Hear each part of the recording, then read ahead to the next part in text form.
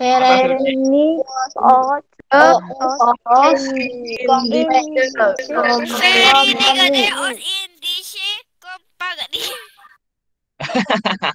Iya, Phoenix Os in this company ya, Phoenix Os in this company.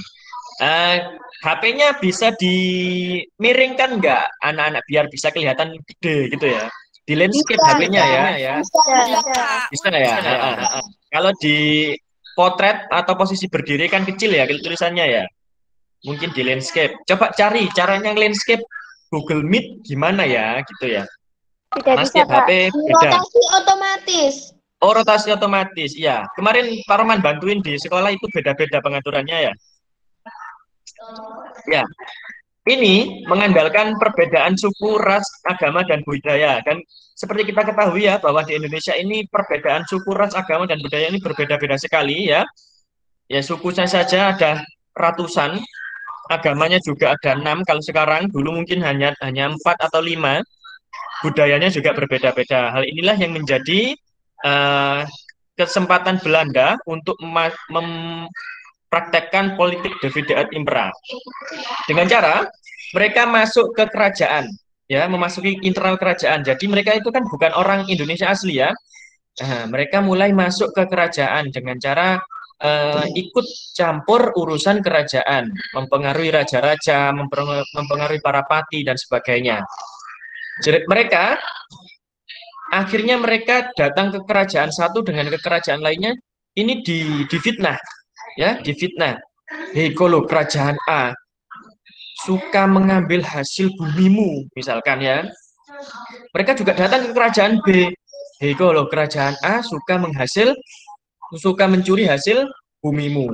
Nah, tapi setelah mereka memfitnah, mereka juga memberikan bantuan kepada kerajaan yang sedang berperang. Loh, yo wis memfitnah, yo ngekei bantuan kerajaan untuk berperang. Akhirnya kerajaan-kerajaan di Nusantara ini apa? Saling beradu domba, berperang dengan temannya sendiri ya. Seperti ini. Ini ilustrasinya ya. Ini ilustrasinya. Jadi Belanda itu santai-santai saja melihat kerajaan-kerajaan yang ada di Indonesia ini berperang. Mereka bahkan juga ikut membantu dari belakang ya. Ya, itulah politik divide et impera atau politik adu domba.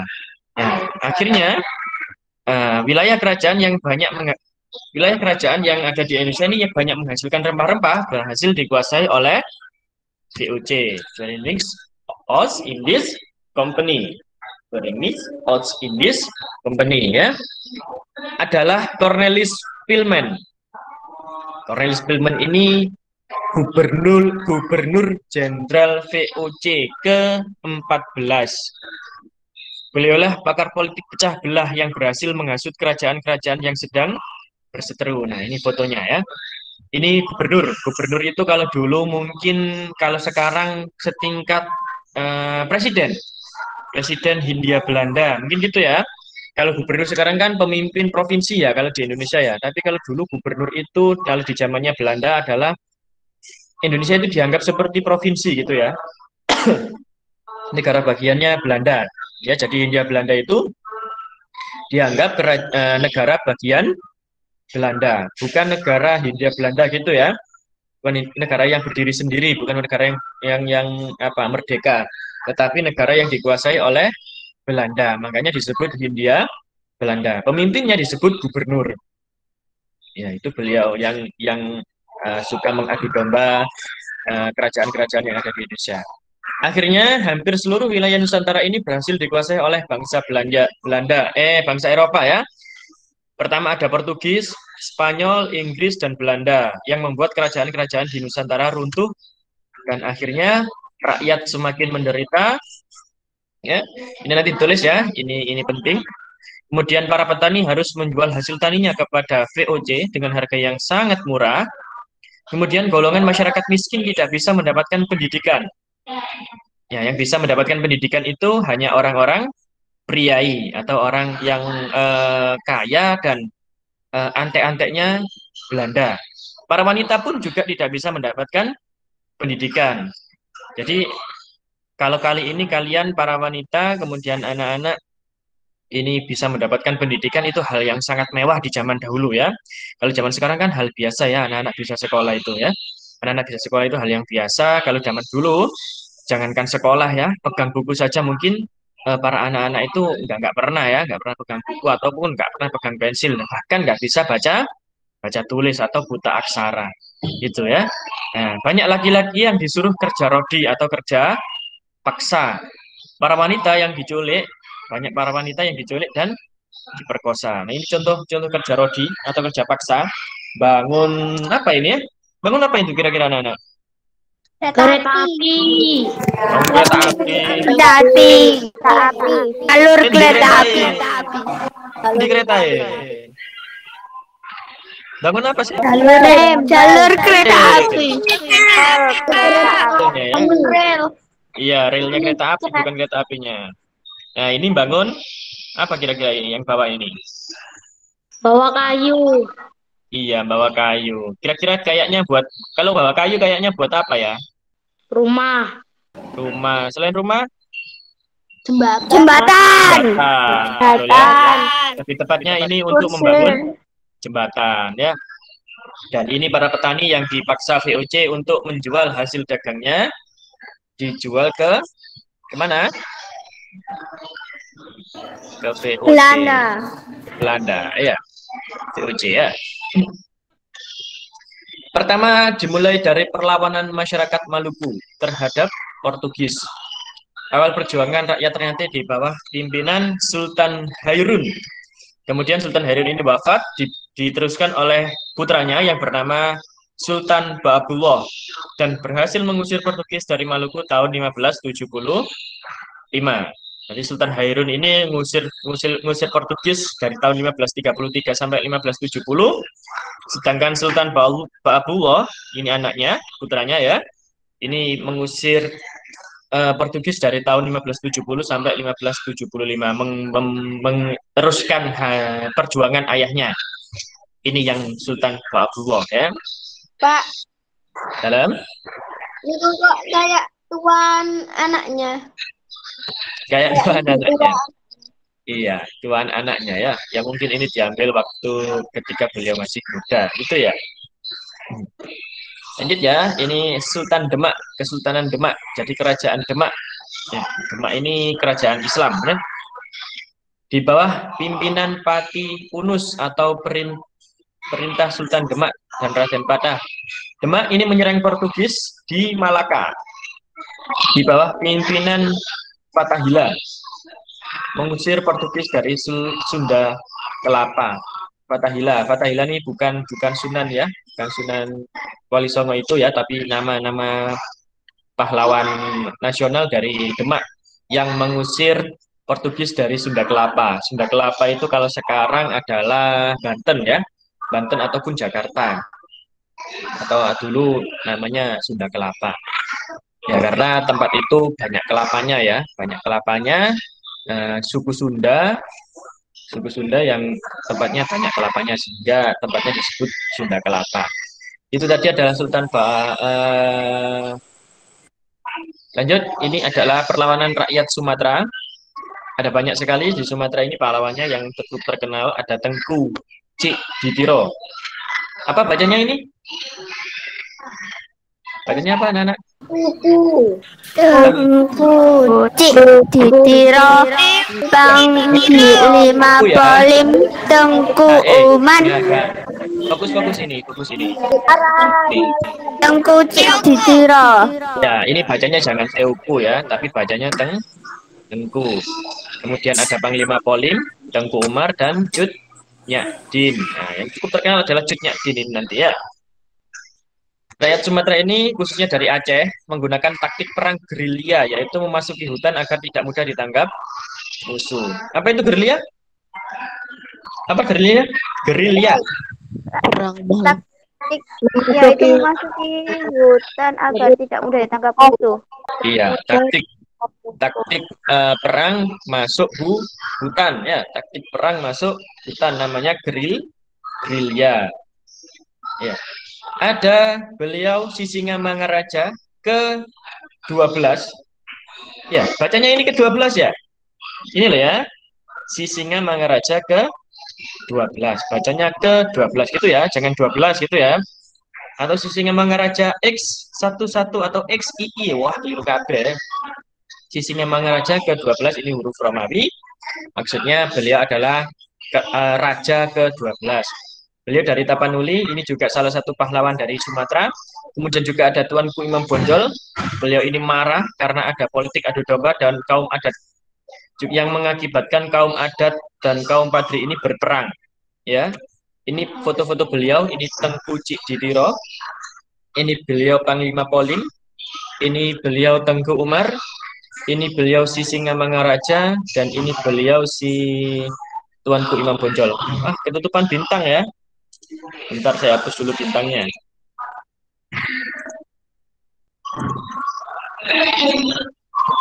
Oh, kok kehapus wongnya?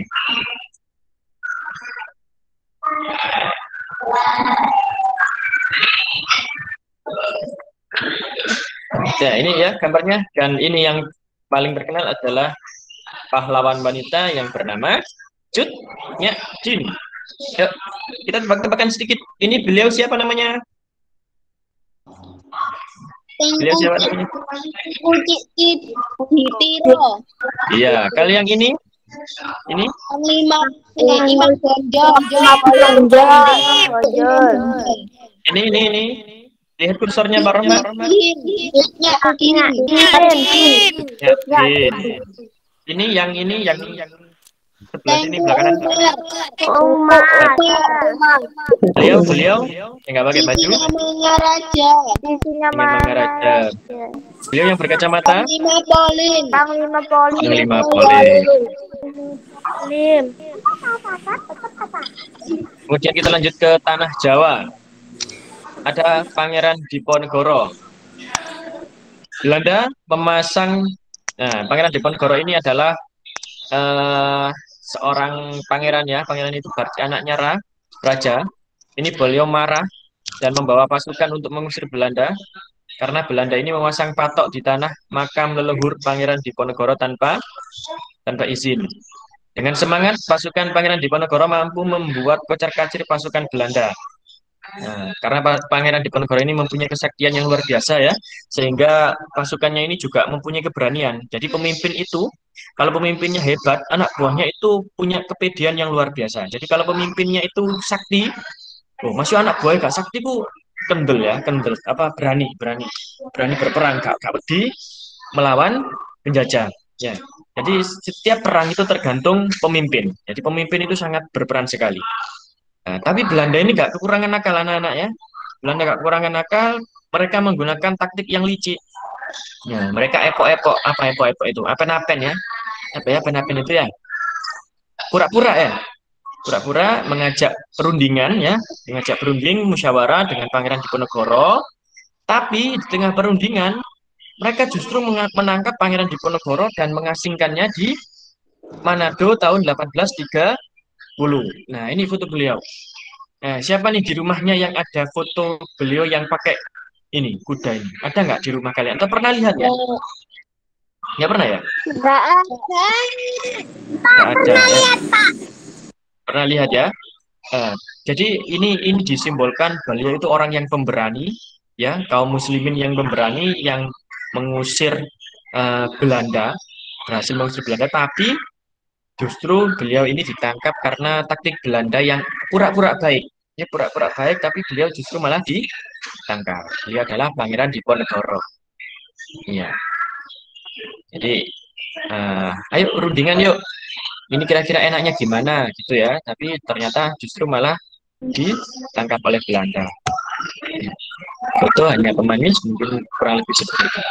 Ada rakyat Bali yang mulai melawan. Di Bali itu anak-anak ada hukum tawan karang. Apa itu hukum tawan karang? Coba, apa hukum tawan karang? Setiap kapal asing yang mendarat di Pulau Bali menjadi milik Kerajaan Bali. Betul. Setiap kapal asing yang mendarat di Pulau Bali itu menjadi milik Kerajaan Bali. Itu disebut hukum tawan karang ya, tawan karang. Jadi Belanda ini, Belanda datang ke Bali ya. Belanda datang ke Bali. Di Bali kan sudah ada hukum tawan karang. Oke, Dikata Belanda, oke. Belanda datang ke Bali, ambil rempah-rempah, tapi mereka kabur. Ya, mereka kabur dan berhasil membawa kembali kapal-kapal mereka. Loh, berarti kan Belanda melanggar aturan. Ya, sehingga mereka melawan. Ya. Akhirnya terjadilah perang Puputan Jogorogo. Ya. Perang Puputan Jogorogo ini maksudnya menjaga raga, menjaga negara, mungkin gitu ya di Bali. Dipimpin oleh I Gusti Ketut Jelantik. Nah, ini salah satu pahlawan yang ada di Bali yang melawan Belanda, namanya I Gusti Ketut Jelantik. Tetapi Belanda berhasil menguasai benteng Jogorogo dan menang. Ya, akhirnya Bali jatuh ke tangan Belanda. Ini beliau I Gusti Ketut Jelantik. Ya, tulisannya kayak gini ya, Jelangik, tapi bacanya Jelantik. Ya, jadi di Bali itu anak pertama namanya I Gusti I Ketut I Made gitu ya. Ya, pernah ada yang punya saudara di Bali? Tidak punya? Enggak, Pak. Enggak ya. Jadi di Bali itu nama-nama anak itu kalau urut ya, I Gusti Ketut, terus Made, I Made. Nah, itu ciri khasnya orang Bali. Kalau mungkin di Jawa itu Slamet gitu ya, mungkin Sugiono gitu ya. Ya, demikian perlawanan rakyat Nusantara masih banyak sebenarnya. Ada perlawanan dari Ternate, ada pahlawan-pahlawan dari eh, Maluku, Minangkabau, Kalimantan, ada pahlawan dari Lombok, Tapanuli, dan sebagainya. Itu saja yang dibahas hari ini, biar tidak terlalu banyak. Ya, perlawanan masih bersifat kedaerahan atau belum bersatu, sehingga banyak mengakibatkan kegagalan. Jadi kalau belum bersatu mengakibatkan kegagalan dan kekalahan. Jadi perang-perang ini masih bersifat kedaerahan ya. Yang dari Jawa ya berperang sendiri, yang dari tanah Sunda yang berperang dengan tanah Sunda sendiri, dari Maluku juga sama, dari Sumatera juga sama, sendiri-sendiri ya. Dan akhirnya mereka kalah. Ya, itu ya ditangkap ya, ditangkap kalah. Ya, karena memang persenjataannya kurang canggih ya. Jadi tanpa persatuan dan kesatuan anak-anak, setiap pengusiran kepada penjajah berakhir sia-sia dan bahkan akhirnya matilah beberapa pahlawan kita. Ya, hal inilah yang membuat rakyat Nusantara yang terpelajar ini berpikir, golongan priai. Jadi golongan priai ini adalah golongan orang-orang yang eh, apa ya, diizinkan untuk bersekolah ya, golongan orang-orang kaya yang diizinkan sekolah. Priai ini ya pejabat Hindia Belanda ya. Jadi Hindia Belanda itu tidak hanya memiliki pejabat dari Belanda saja, tetapi juga dari tanah Jawa, dari orang-orang pribumi itu dijadikan pejabat ya. Dan anak-anaknya diizinkan sekolah. Bahkan sebagian tokoh yang Indonesia ini ada yang bersekolah di Belanda. Ya, seperti Bung Karno, Bung Hatta itu kan sekolahnya di luar negeri semuanya ya. Jadi yang sekolah ini anak-anak orang-orang terpandang ya, orang-orang terpandang. Jadi tidak hanya orang Belanda saja yang sekolah, tetapi pribumi yang terpandang, ya pribumi yang terpandang atau rakyat lokal yang terpandang ini juga diizinkan sekolah. Tapi yang rakyat-rakyat biasa, ya golongan orang-orang miskin mungkin ya tidak diizinkan sekolah. Yuk, sekarang lanjut. Nah, tebak-tebakan ya. Kemarin sudah di Budita, sekarang Pak Roman ya. Nama pahlawan. Yuk, coba ini siapa ini? Di Uang Seribu ya? Di Uang Seribu. Siapa namanya? Kapitan Patimura. Kapitan Patimura. Ya, ada tulisannya ya. Nah, Kapitan Patimura ini beliau dari Maluku. Iya. Yang kedua, saya pernah lihat beliau. Chat. Siapa pernah lihat beliau? Mungkin di tembok kelas mungkin ya? Nggak ada, Pak. Nggak ada. Lihat, Pak. Kira-kira siapa yuk? Maaf. Siapa kira-kira ini? Kiai ini ya, Kiai. Nggak tahu? Iya, beliau namanya adalah Kiai Haji Agus Salim. Diingat-ingat ya, beliau berkopiah. Biasanya lukisannya bajunya warna kuning ya. Biasanya lukisannya bajunya warna kuning. Berjenggot putih, berkacamata. Namanya Kiai Haji Agus Salim. Beliau ini dari Sumatera Barat. Kiai Haji Agus Salim ini bernama aslinya ya, nama aslinya ya Masjudul Haq yang artinya pembela kebenaran. Nah, dulu orang itu berubah-berubah nama ya. Kadang ada nama eh, kebanggaan gitu ya. Berikutnya, nih, siapa ini? Cutnya Bukan, Din. bukan. Fitnya tim yang tadi lah, yang kelihatan lebih lebih tua. Ini yang lebih muda. Kartini. Bukan? Mirip-mirip Cunyak Tin ya? Iya. Iya, karena memang orang Aceh. Siapa Cuknya namanya? Din. Cuknya Untuk Din. papai. Meusiang. Cuknya. Mawur. Cuknya. Iya. Jangan dibaca meu. Meusiang. Jangan dibaca meu. Dibaca apa? Mu. Mutia. Mutia. Cutnya Mutia. Ya, dari Aceh ya. Ya, kan dari Aceh itu cut itu ya. Cut. Nah, siapa ini kira-kira? Wah, banyak ya nama para pahlawannya. Ya, nggak hafal, nggak apa-apa ya. Dikira-kira saja ya. Siapa ya? Wah, nggak ada yang tahu ini rupanya ya. Pernah lihat tapi lupa, Pak. Pernah lihat tapi nggak tahu namanya. Iya. Siapa? Gusti Ngurah Rai. Murah Rai. Dari namanya nih, dari namanya. Kira-kira dari daerah mana? Bali. Namanya saja. Bali. Bali. Ya, betul ya. Ini bahkan dijadikan nama bandara ya di Bali ya. Bandara apa? Bandara I Gusti Ngurah Rai di Bali ya. Ya, yang pernah ke Bali dan naik pesawat itu bandaranya namanya I Gusti Ngurah Rai. Wih, Kiai ini, siapa ini? Bamun. Terkenal ini. Siapa? Bamun. Bamun. Bamun. Ngawur ya, Bamun ya. Gurunya Bamun ini. Gurunya Bamun. Gustur. Siapa ya? Gustur. Kiai Haji Ahmad Dahlan. Kakeknya Gus Dur. Oh, salah. Saudara ini temannya Kiai Haji Ahmad Dahlan. Kakeknya Gus Dur. Kakeknya Gus Dur. Gurunya Mbah Mun. Temannya Kiai Haji Ahmad Dahlan. Siapa? Kiai Haji Wahid Hasim. Iya. Siapa? Kiai Yasin Asyari. Wahid Hasim. Mahmud Hashim itu putranya ya. Beliau ini pendiri NU Nahdlatul Ulama yang ada di Jombang dan pengasuh Pondok Pesantren Tebu Ireng. Siapa nih yang bercita-cita pondok nih? Dalam? Enggak. Ya. Siapa yang bercita-cita pondok? Ini di Jombang ada pondoknya beliau ya. Pondoknya pahlawan kita. Wih, Raja Goa ke-16. Siapa ini? Gak ada yang tahu. Enggak. Beliau ini berjuluk. Beliau ini punya julukan. Ayam jantan ya, Pak. Ayam jantan ya, Pak. Iya, ayam jantan dari mana? Kalimantan. Dari Kalimantan. di kandang. Oh, maaf. Ayam jantan dari dari timur. Sumatera Barat. Oh, bukan ayam jantan dari timur. Iya, daerahnya ya. Beliau namanya Sultan Hasanuddin. Beliau bergelar atau berjuluk ayam jantan dari timur. Beliau seorang raja ya dari Sulawesi Selatan. Cukup itu saja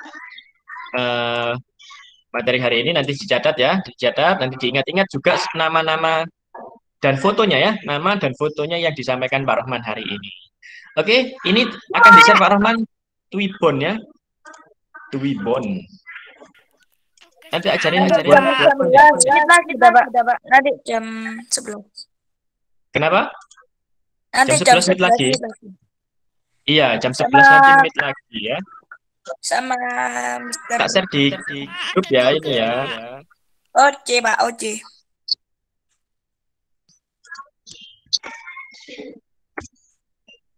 Oh, kok ada beritanya? Nggak apa-apa ya? Sudah masuk? Sudah. Udah.